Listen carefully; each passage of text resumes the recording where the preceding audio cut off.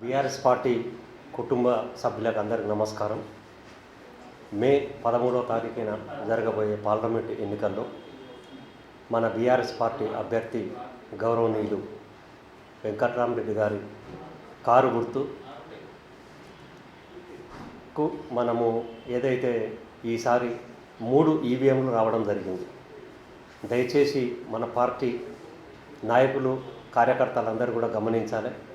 మనం వార్డులలో మరియు గ్రామాలలో తిరిగేటప్పుడు ప్రజలకు వివరించవలసిన అవసరం ఉన్నది. 3 ఈవీఎంలలో మొదటి ఈవీఎంలో 4వ నంబర్ మనది వెంకట్రామరెడ్డి గారి గుర్తు కారు గుర్తు. 3 ఈవీఎంలలో 4వ నంబర్.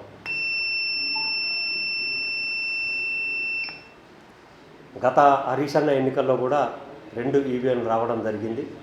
ప్రజలు కొంత కన్ఫ్యూజన్కి గురైంది కనుక మనం తిరిగేటప్పుడు మాత్రం ఖచ్చితంగా ఇంటింటి ప్రచారంలో భాగంగా వెంకట్రామరెడ్డి గారి కారు గుర్తు మొదటి ఈవీఎంలలో 4వ నంబరు.